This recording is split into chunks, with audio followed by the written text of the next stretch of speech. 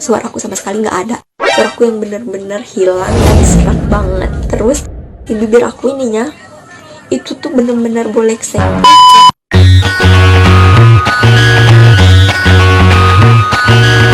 Halo teman-temanku semuanya. Di video sebelumnya aku menceritakan tentang pengalaman aku pasang behel. Video itu aku bilang bahwa aku kan melakukan operasi dulu sebelum aku di behel. Di sini aku bakal ceritain gimana sih proses operasi yang aku lakukan pada saat itu. Dokternya bilang kalau misalnya mau di behel harus tetap menjalani yang namanya rongsen, dan di rongsen itu pasti ketahuan kalau misalnya seandainya ada infeksi, dan kalaupun ada beneran ada infeksi itu tuh harus diangkat dulu karena takutnya pergerakan giginya nggak maksimal, karena kan ruang si gusinya itu udah sempit gitu gara-gara ada infeksi itu. Nah, jadilah aku dikasih rujukan dari dokter FDC buat dilakukan rongsen. Aku melakukan rongsen di klinik yang murah banget, Klinik Utama Elim. Nah, di sana itu harganya 180.000 buat palometri dan panoramik. Setelah hasilnya keluar, aku langsung balik lagi ke FDC dan ngasihin rongsenan. Hasil rongsenannya seperti ini. Kata dokternya, nah benar infeksi.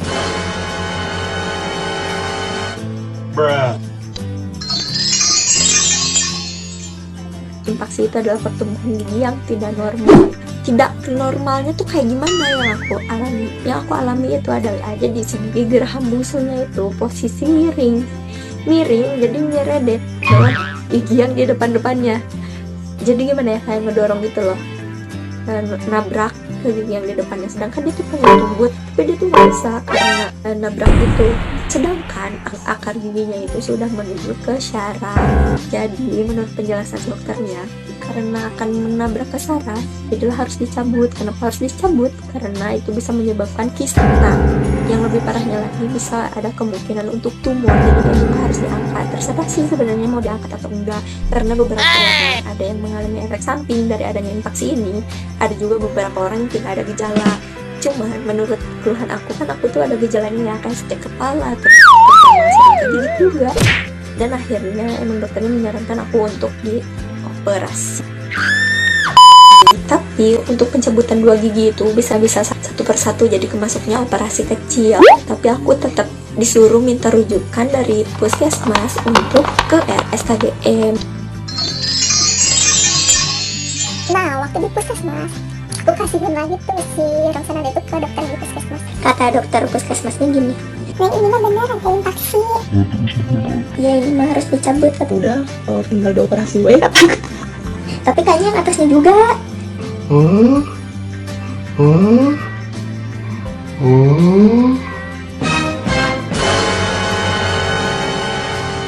Terus sepasrah itu sih, karena aku mikir efeknya tuh bisa separah itu. Beberapa hari kemudian aku langsung datang ke RSKGM dan konsultasi lagi ke dokternya. Akhirnya aku dan dokternya sepakat untuk tidak melakukan bedah di RSKGM, melainkan aku langsung dirujuk lagi ke RSHS karena proses operasi yang dilakukan harus dilakukan dengan bius total, yang mana kalau di RSKGM sarananya tidak memadai. Terus datanglah aku ke RSHS beberapa hari setelahnya. Di RSHS aku konsultasi lagi, daftar lagi. Terus si dokternya itu ngasih tahu bahwa operasinya nggak bisa langsung dilakukan hari itu. Ternyata aku dijadwalin bulan depannya, yaitu 4 Agustus tahun 2019. 3 weeks later. Di tanggal menuju tanggal 4 Agustus itu aku udah disuruh buat melakukan pengecekan darah, pengecekan paru-paru, pengecekan ke polianestesi juga, buat dicek pokoknya semuanya apakah sudah memenuhi persyaratan untuk operasi apakah belum. Setelah aku melakukan pengecekan 3 itu, karena semuanya oke, semua spesifikasinya sudah terpenuhi, akhirnya aku dibawalah ke poli rawat inapnya dan aku menginap di sana selama semalam pertama. Pas datang itu aku langsung dipakein infus. Lanjut besokannya aku langsung dibawa ke ruang operasi. Jadi bukan ruang operasi sih, kayak ruang tunggunya lah sebelum menuju ruang operasi yang benerannya. Nah, di ruang tunggu itu aku disuntik lagi. Disuntiknya Kata AA sama teteh-tetehnya sih itu buat ngecek apakah kita ada alergi atau enggak gitu terhadap zat yang disuntikan ke tubuh kita itu. Setelah menunggu sekitar 15-20 menit, setelah semuanya oke dan tidak ada apa-apa, tidak ada efek apa-apa yang terjadi pada aku, akhirnya aku dibawalah menuju ruang operasi yang benerannya. Di sana itu dingin banget, melebihi dingin ruang yang tadi sebelumnya. Aku langsung disuntik lagi deh kayaknya, aku lupa lagi. Pokoknya dimasukin lah si obat biusnya itu ke aku. Cuman pada saat itu tuh beneran yang pikiran negatif aku itu pada bermunculan. Kayak, aduh aku takut nggak bisa dibius, takut bangun pas lagi operasi, aku takut banget nggak bisa dibius. Karena emang gak ngerasa ngantuk, nggak ada rasa ngantuk sama sekali. Disuruh ngehirup, kata dokternya teh, tarik nafas keluarin. Tapi aku nggak sama sekali nggak ngantuk, karena dokternya pun nanya ke aku, ngantuk enggak, aku bilang enggak ngantuk, sampai pada akhirnya operasi itu berlangsung. Several song-filled hours later, Aku tiba-tiba terbangun di sebuah ruangan yang begitu banyak orang berseliweran, dan aku bertanya tuh, ini tuh kapan sih? Udah belum sih operasinya? Tiba-tiba ada dokter yang datang, terus dia nanya, udah bangun? Udah, katanya udah selesai. Tapi waktu aku nanya itu, suaraku sama sekali nggak ada. Suaraku yang bener-bener hilang dan serak banget. Terus di bibir aku ininya itu tuh bener-bener lecet yang kayak abis calangap gede banget ya, gitu banget. Kayaknya pas aku langsung ngebayangin gimana pas operasinya ya, sampai penuh bibir aku sariawan gitu, ini gak berdarah. Tapi pada saat itu gusi aku sama sekali nggak sakit, cuman emang susah mangap. Ditanya lagi ke dokternya teh, udah siap dipindah lagi ke rawat inapnya? Ya udah, gara langsung aku tuh digulingkan ke kasur yang di sebelahnya, langsung dibawa sama rawat inapnya.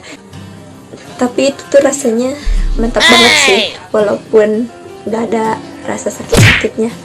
Cuma pas setelah pulang dari rumah sakit, aku di rumah sakit itu 3 hari. Hari yang pertama, hari operasi, sama hari setelah operasinya. Di hari ketiga itu kan aku langsung pulang tuh sore.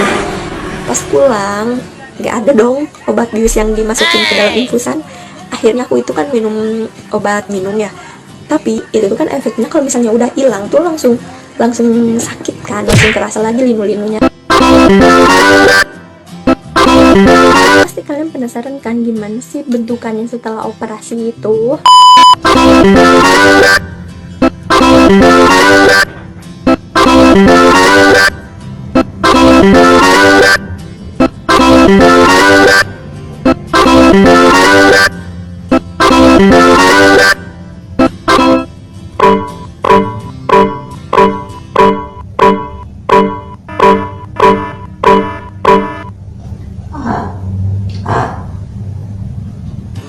Ini seperti ini bentukannya.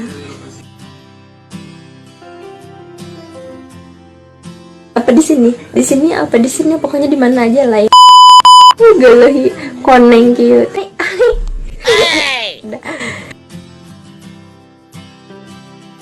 Di situ aku pakai benang jahit yang harus dicabut setelah 1 minggu pasca operasi. Jadi bukan benang jahit yang nyatu langsung sama kulit ya guys. Nah terus selama 1 minggu itu kita tetap diwajibkan untuk gosok gigi. Jangan sampai enggak. Oh iya, dilarang juga makan pedas dan minum pakai sedotan, itu jangan.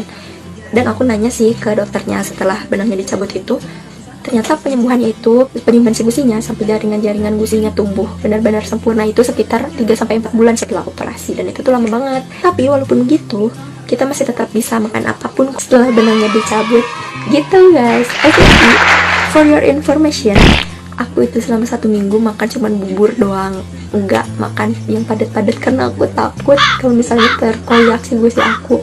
Tapi padahal boleh kok makan nasi, malah lebih disarankan makan nasi jadi supaya si gusinya itu enggak terlalu kaku.